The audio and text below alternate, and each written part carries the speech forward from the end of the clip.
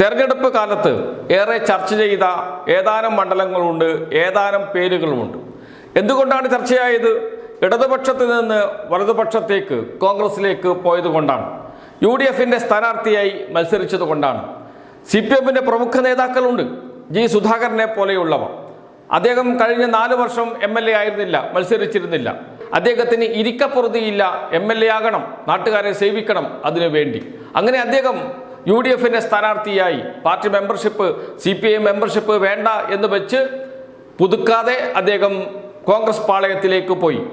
നാം അത് കണ്ടതാണ്. അമ്പലപ്പുഴയിൽ UDF സ്ഥാനാർത്ഥിയായി മത്സരിച്ചു. G. സുധാകരൻ ജയിക്കുമോ ഇല്ലയോ? G. സുധാകരൻ്റെ കാര്യം കഷ്ടമാണ് എന്നാണ് സി വോട്ടർ സർവേ പറയുന്നത്. മലയാള മനോരമ സംപ്രേഷണം ചെയ്ത സി വോട്ടർ സർവേയിൽ അമ്പലപ്പുഴയിൽ കടുത്ത മത്സരമാണ് നേരിടുന്നത്. G. സുധാകരൻ ജയിക്കുമെന്ന് ഉറപ്പില്ല എന്നാണ്. എന്ന് വെച്ചാൽ ജയിക്കാൻ സാധ്യത വളരെ വളരെ കുറവാണ് എന്നർത്ഥം. 94 സീറ്റ് വരെയാണ് UDFന് Malayala Manorama C voter survey നൽകുന്നത്. അങ്ങനെ ഇരിക്കുമ്പോൾ പോലും G. സുധാകരന് കംഫർട്ടബിളായ വിജയമുണ്ടാകില്ല എന്ന് പറയുന്നു മലയാള മനോരമ. മറ്റൊന്ന് പയ്യന്നൂരാണ്. B. കുഞ്ഞികൃഷ്ണൻ, CPMൻ്റെ നേതാവ് TA. മധുസൂദനൻ ഫണ്ട് മുക്കി, രക്തസാക്ഷി ഫണ്ട് മുക്കി എന്നൊക്കെ പറഞ്ഞ് പാർട്ടിയിൽ നിന്ന് പുറത്തു വന്ന് ജില്ലാ കമ്മിറ്റി അംഗമായിരുന്നു CPMൻ്റെ. അദ്ദേഹം UDFിൻ്റെ സ്ഥാനാർത്ഥിയായി മത്സരിച്ചു, ജയിക്കുമെന്നാണ് അദ്ദേഹം പറഞ്ഞത്. പക്ഷേ മലയാള മനോരമ സി വോട്ടർ സർവേയിൽ പയ്യന്നൂർ LDFനോടൊപ്പം തന്നെയാണ് എന്നാണ് കണക്കുകളിൽ നിന്ന് വ്യക്തമാകുന്നത്. അതിനുശേഷമുണ്ട് കണ്ണൂർ ജില്ലയിലെ ജില്ലാ സെക്രട്ടേറിയറ്റ് അംഗമായ TK ഗോവിന്ദൻ തളിപ്പറമ്പിൽ UDFിൻ്റെ സ്ഥാനാർത്ഥിയായി മത്സരിച്ചു, കോൺഗ്രസ് സ്ഥാനാർത്ഥിയായി മത്സരിച്ചു. എതിരെ മത്സരിക്കുന്നത് MP ഗോവിന്ദൻ മാസ്റ്ററുടെ ഭാര്യ PK ശ്യാമളയാണ്. PK ശ്യാമളയെ സ്ഥാനാർത്ഥിയാക്കിയതിൽ പ്രതിഷേധിച്ചാണ് അദ്ദേഹം രാജിവെച്ച് PK ശ്യാമളയ്ക്കെതിരെ മത്സരിച്ചത്.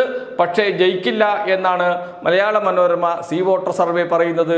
94 സീറ്റ്, അത് ആവർത്തിച്ച് പറയേണ്ടതുണ്ട്, 94 സീറ്റ് UDFന് കൊടുക്കുമ്പോഴാണ് TK ഗോവിന്ദൻ തോൽക്കുന്നത്, B. കുഞ്ഞികൃഷ്ണൻ തോൽക്കുന്നത്.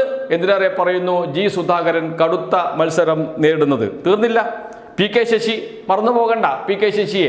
ഒറ്റപ്പാലത്ത് CPMനെതിരെ മത്സരിച്ച വ്യക്തി, CPMൻ്റെ ബ്രാഞ്ച് കമ്മിറ്റി അംഗമാണ്, CPM നേതാവായിരുന്നു. കയ്യിലിരിപ്പ് കൊണ്ട് ബ്രാഞ്ച് കമ്മിറ്റിയിലേക്ക് പോയി. അവിടെ നിന്ന് ഇപ്പോൾ UDFിൻ്റെ സ്ഥാനാർത്ഥിയായി കോൺഗ്രസ്സുകാരനായി മത്സരിച്ച PK ശശി ഒറ്റപ്പാലത്ത് തോൽക്കുമെന്നാണ്. ഒരു രക്ഷയുമില്ല, ഒറ്റപ്പാലത്ത് PK ശശിക്ക് കടന്നുകൂടാൻ കഴിയില്ല എന്നാണ് മലയാള മനോരമയുടെ സർവേ തന്നെ പറയുന്നത്. കാരണം 94 സീറ്റ് ജയിക്കുമ്പോഴും PK ശശി രക്ഷപ്പെടില്ല എന്നർത്ഥം. മറ്റൊരാളുണ്ട്, S. സുരേഷ്, VSൻ്റെ PA എന്ന നിലയിൽ അവസാനം കോൺഗ്രസിൽ ചേർന്ന് മത്സരിച്ചു. VS മത്സരിച്ച മലമ്പുഴയിലാണ് മത്സരിക്കുന്നത്. മനോരമ സി വോട്ടർ സർവേയിൽ മലമ്പുഴയിൽ LDF സ്ഥാനാർത്ഥി തന്നെ ജയിക്കും, സുരേഷ് തോൽക്കും എന്നാണ് പറയുന്നത്.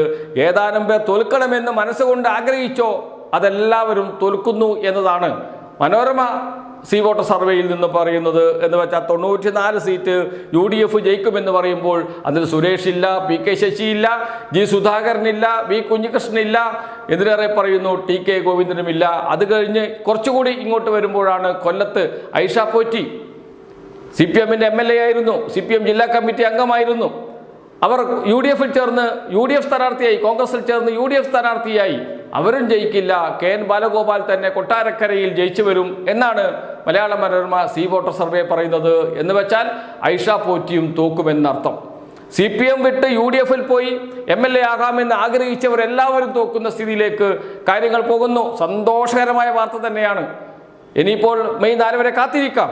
പക്ഷേ മലയാള മനോരമ സി വോട്ടർ സർവേയിൽ 94 പേർ UDFിൽ നിന്ന് ജയിക്കുമെന്ന് പറയുമ്പോഴും ഇവരാരും ജയിക്കുന്നില്ല, ഇവരാരും ജയിക്കുമെന്ന് പറയുന്നില്ല എന്നോർക്കണം. എന്ന് വെച്ചാൽ തോൽവി മണക്കുന്നുണ്ട് G. സുധാകരൻ, തോൽവി മണക്കുന്നുണ്ട് TK ഗോവിന്ദനും B. കുഞ്ഞികൃഷ്ണനും PK ശശിയും സുരേഷും ഐഷ പോറ്റിയും ഒക്കെ എന്നോർക്കണം. എന്ന് വെച്ചാൽ CPM വിട്ട് UDFിലേക്ക് പോയി UDFിൻ്റെ സ്ഥാനാർത്ഥിയായി മത്സരിച്ചു. അവർ തോൽക്കണമെന്ന് തന്നെയാണ് കോൺഗ്രസും ആഗ്രഹിക്കുന്നത്.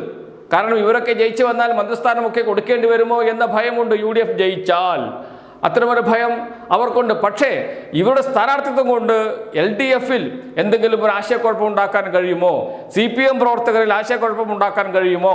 അതിലൂടെ UDFന് സംസ്ഥാന വ്യാപകമായി നേട്ടമുണ്ടാക്കാൻ കഴിയുമോ എന്നൊക്കെയാണ് നോക്കിയത് UDF. സുനിൽ കനോഗുലുവിൻ്റെ തന്ത്രമായിരുന്നു. എന്നാൽ ആ തന്ത്രം വിജയിക്കുമോ ഇല്ലയോ എന്ന് മെയ് 4-ന് അറിയാൻ കഴിയും. പക്ഷേ ഇത്രയും പേർ വിജയിക്കുമെന്ന് പറഞ്ഞിട്ടും അതിൽ ഇവർ ഇടം പിടിച്ചില്ല എന്നത് ഒരു സംശയവും വേണ്ട ആശാവഹം തന്നെയാണ്. കൂറുമാറി മത്സരിക്കുന്നവർ, നിർണായക ഘട്ടത്തിൽ, തെരഞ്ഞെടുപ്പ് ഘട്ടത്തിൽ മറുകണ്ഠം ചാടുന്നവർ, അത് LDF ആയിക്കോട്ടെ UDF ആയിക്കോട്ടെ, ജനങ്ങൾ അവരെ തള്ളിക്കളയണം, അവർ കാലുമാറ്റക്കാരാണ് എന്ന് ഉറപ്പിച്ചു പറയാൻ കേരളത്തിലെ ജനങ്ങൾക്ക്, പ്രബുദ്ധരായ ജനങ്ങൾക്ക്, വോട്ടർമാർക്ക് കഴിയും. അതുതന്നെയാണ് ഇവിടെയും സംഭവിച്ചിരിക്കുന്നത്.